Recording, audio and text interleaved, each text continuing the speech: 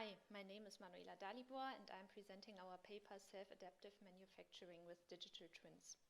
This paper is a cooperation between the ISW at the University of Stuttgart and the Chair of Software Engineering at RWTH Aachen University. The use case that I present originates from the Internet of Production, which is one of the excellence clusters at RWTH Aachen University. Cyber-physical production systems are usually equipped with lots of sensors that capture characterizing process data.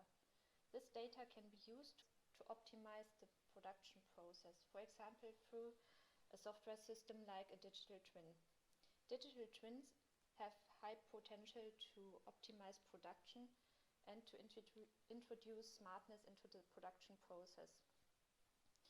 But one difficulty is that digital twins are usually hard to develop, and their development is also time-consuming, since the systems have to be highly domain-specific and incorporate lots of domain knowledge. Thus, we provide a set of modeling languages that can help domain experts in formulating their domain knowledge and in such a way that it is usable by a digital twin. Furthermore, we provide a modular architecture for generating digital twins and integrating case-based reasoning as a way to introduce smartness to this twin. We define a digital twin as a software system that consists of a set of models that describe the physical system, a set of contextual data traces that capture relevant process data, and that provides a set of services to interact with the physical system and to use the data and models purposefully with respect to the original system.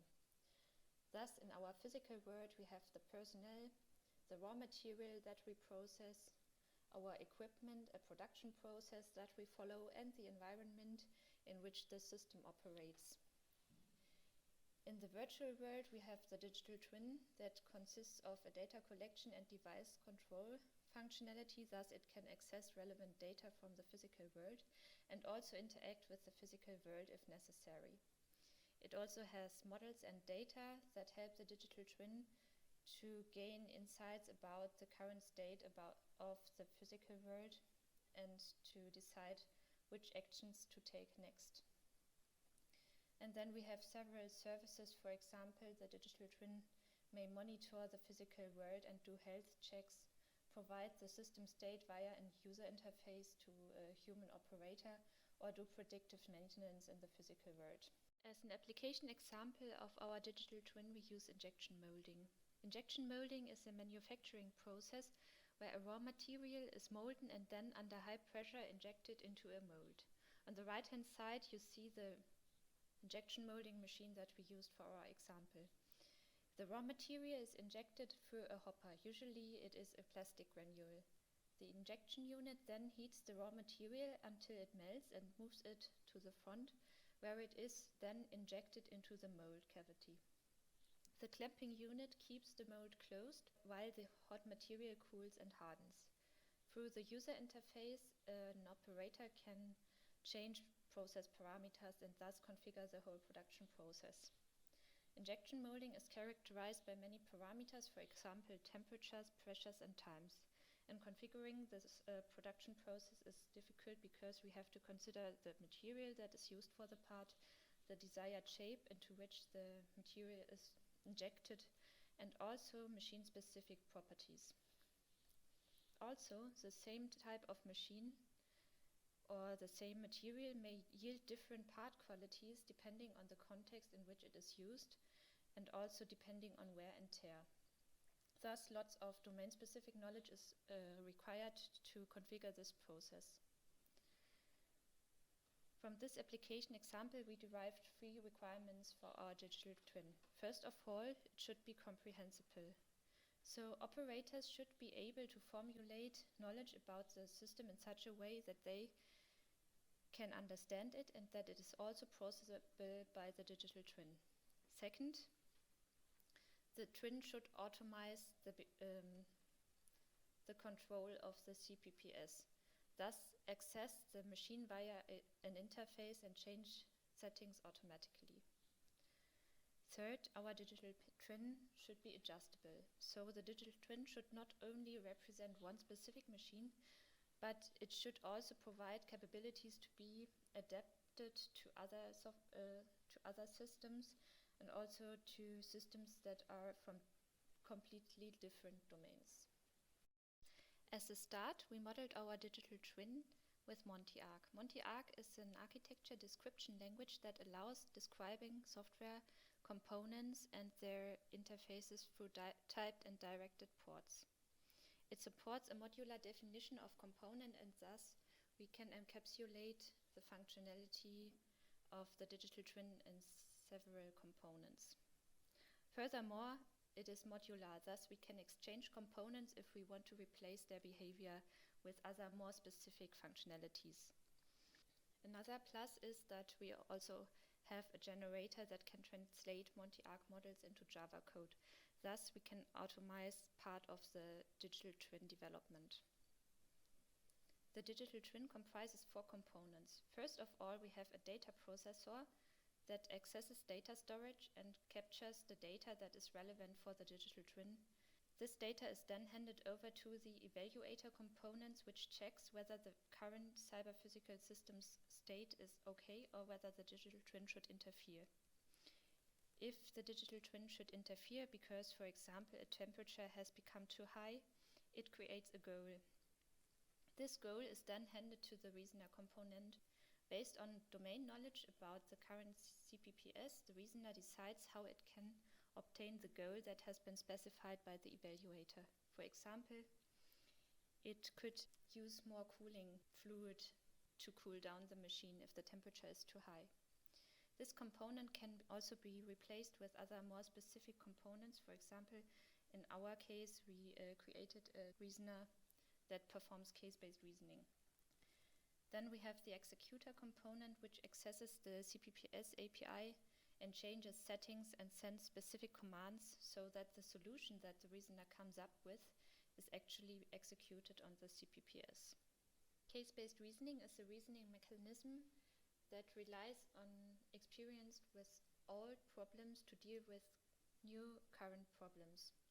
A case usually stores a description of the initial situation where the case occurred, so it captures kind of the state of the world when the problem was encountered. Then it also has a solution that shows how the problem has been solved in the past, and the outcome that describes which results should be expected from applying the solution. So initially we have a case base that stores the cases that have been encountered in the past. And we have a current problem which triggers the digital twin. First, the digital twin tries to retrieve a similar case. For that, it describes the state situation that is given with the current problem with the initial situations that are described in the cases that are contained in the case base. If it finds a similar case, it tries the solution that has been described in the case. For cases that do not have a solution, the digital twin may fall back to notifying a human operator or use standard planning, for example via PDDL, to derive a solution for the current problem. Next, after applying the solution, the digital twin checks whether the solution yielded the expected outcome. If that is the case, then the case has been applied successfully. It may also be that the solution has not been applied successfully, and thus the digital twin learns that with the current problem situation, this solution does not work, and stores this learning as a new learned case to the case-based. Here you can see the internal components of the case-based reasoner.